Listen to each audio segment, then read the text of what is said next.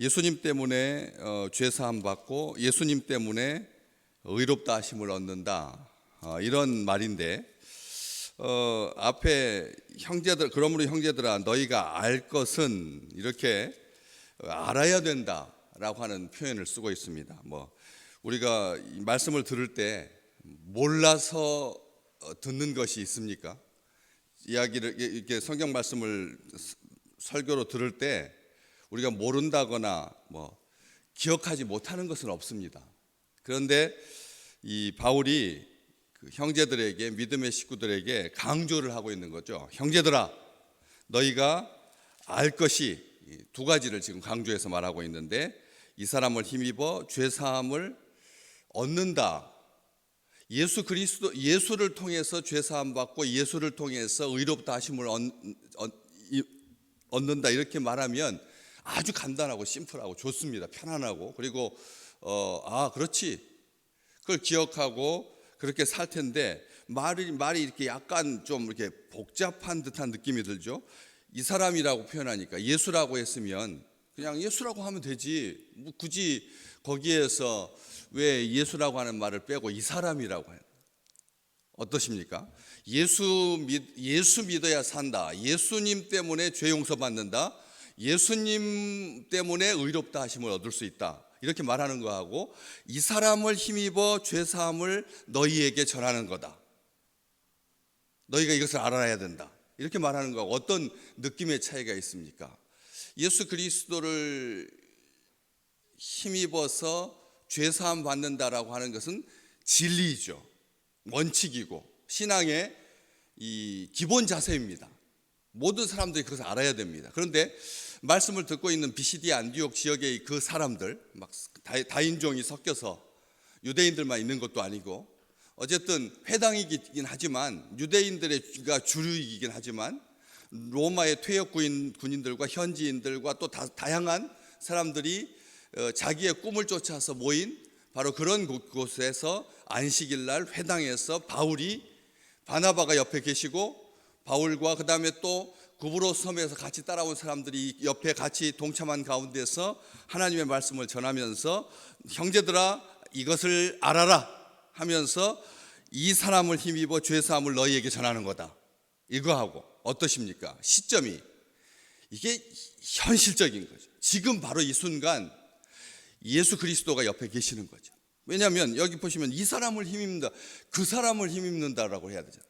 예수를 힘입어서 죄사함 받는다라고 하는 그 진리를 전할 때 그 사람 때문에, 그 사람을 힘입어서, 이렇게 말해야 되는데, 이 사람을 힘입어서 라고 하는 이 표현은 예수님께서 우리 가운데 계시다라고 하는 것을 확실하게 보여주는 표현입니다. 바울은 자기가 의도해서 이런 말을 하지 않았습니다. 우리 주님께서 그것을 기록하게 하면서 대필자가 따로 있었거든요. 이 바울의 설교를 대필한, 바울의 설교를 기록한, 그러니까 나중에 바울의 말을 대신 쓴 그런 사람이 따로 있어서, 그래서 그걸 다 기록하는 그런 과정 속에서 예수님께서 그 당시에 그렇게 역사하신 것을 기록했다가 나중에 누가가 이렇게 편지로 총독에게 이렇게 알리게 된 이 서신이기 때문에, 여기에서 이 사람을 힘입어 죄 사함을 너희에게 전하는 거다, 지금 우리가 기쁜 마음으로 가장 소중한 이 소식을 너희에게 전하는 거다. 그리고 또 모세의 율법으로 너희가 의롭다 하심을 얻지 못하던 모든 일에도 이 사람 예수를 힘입어 믿는 자마다 의롭다 하심을 얻는 이것이라, 이렇게 지금 현재가 중요하다는 거죠. 지금 기억해야 되고, 지금 알아야 되고, 지금 잊지 말아야 되고, 본질적인 건데, 소중한 건데, 이 사실을 그냥 과거에 있었던 일에 대한 어떤 전함으로 하고 있는 것이 아니라, 지금 현재 이런 일들을, 지금 이 사건을 예수님께서 함께 계시고 예수님으로 말미암아서 이런 큰 축복을 누리고 있다라고 하는 것을 놓치지 아니하고 기억하고 알도록 강조하고 힘주어 말하고 있는 것이죠. 바로 위쪽에서 어제 우리가 같이 보셨던 것처럼, 모세는 당시에 하나님의 뜻을 따라서 섬기다가 잠들어 그 조상들과 함께 묻혀 썩음을 당했지만 하나님께서 살리신 이 예수 그리스도는 썩음을 당하지 아니하였나니 그러므로 이게 결과가 바로 지금 우리가 지금 함께 모여서 우리 주님께서 부활하심으로 말미암아 썩음을 당하지 않으심으로 말미암아 이런 은혜를 누리게 되었다. 이게 순서적으로 이렇게 설명을 하고 있는데 예를 든 것이 다윗의 썩음입니다. 다윗의 썩음이라고 하는 말은 이 썩음이라고 하는 것은 멸망이라고 하는 말과 같은 말이기 때문에 여기서 만약 이것을 멸망으로 해석을 한다면 36절을 그러면 다윗은 멸망한 것이 됩니다.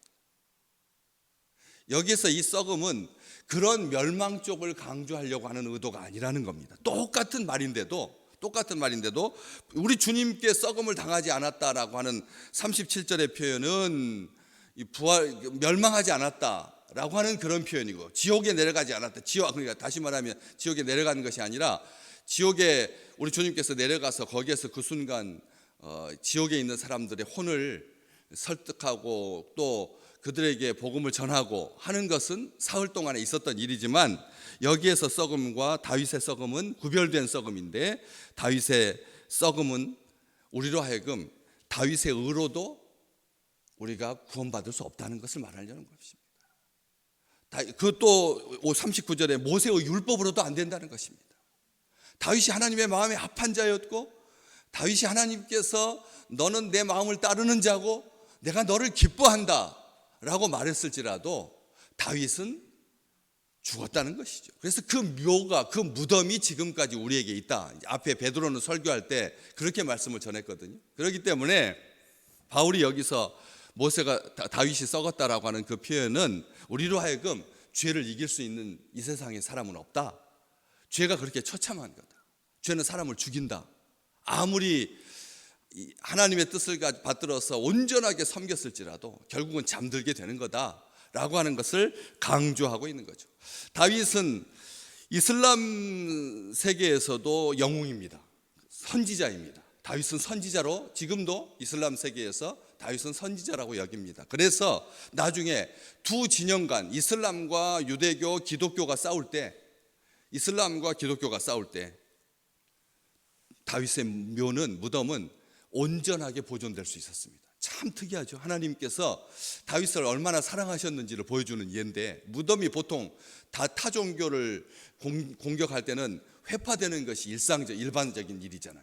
그렇지 않습니까? 그런데 다윗의 묘는 십자군 전쟁 중에도 끝까지 보호를 받아서 그래서 위대한 그의 죽음을 우리에게 증거하고 있는 거죠. 하나님의 사람은 이렇게 사는 것이 참 좋은 모델이다라고 하는 것을 지금까지 보여주는, 그런데 단순하게 그 무덤은 그의 죽음을 기억하는 장소일 뿐이지 우리에게 그의 이름을 의지해서 그를 통해서 구원받는다라고 하는 것이 아님을 우리에게 보여주는 거죠. 그도 똑같이 죽을 수밖에 없었다. 잠들 수밖에 없었다. 썩을 수밖에 없었다. 그리고 그는 유한한 인생이다. 그렇기 때문에 다윗이 우리를 구원할 수 없고 저절로 아브라함의 후손 다윗의 후손이라고 하여서 구원받는 것 아니다. 그가 썩었다라고 하는 것은 단지 육체의 죽음뿐만이 아니라 그도 구원받아야 할 비참한 인생이라는 거죠.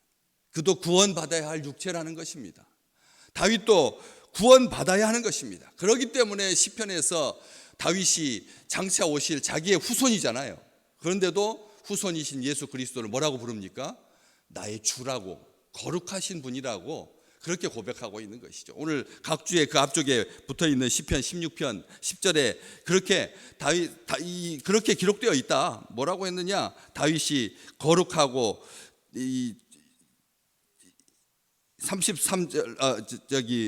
35절 말씀에 보는 것처럼 시편 16편에서 주의 거룩한 자로 썩음을 당하지 않게 하실 것이다. 우리 주님을 바라보면서 다윗이 그렇게 고백하고 있다라고 하는 것이죠. 다윗은 긍휼이 필요한 사람이었어요. 우리가 다윗 많이 이야기합니다. 모세 율법 얼마나 존귀한 율법입니까? 그럼에도 불구하고 모세의 율법으로도 의롭다 함을 얻을 수 없고 다윗의 그 성실함으로도 그 마음의 합함으로도 우리가 구원받을 수 없다라고 하는 것이죠. 우리를 썩지 않게 멸망하지 않게 파멸당하지 않게 하시는 분은 다시 사신 우리 주님밖에 없다. 이것을 지금 강조하고 있는 것입니다. 그래서 이 사람을 힘입어서 죄사함을 받고 의롭다 하심을 얻는다라고 하는 것을 우리가 너희에게 전하는 거다. 이게 귀한 거다. 이것을 기억하라. 썩음은 죄의 결과다. 이것을 강조하고 있는 것입니다. 우리 주님으로 말미암아서 죄사함 받고 의롭다함을 받을 수 있습니다.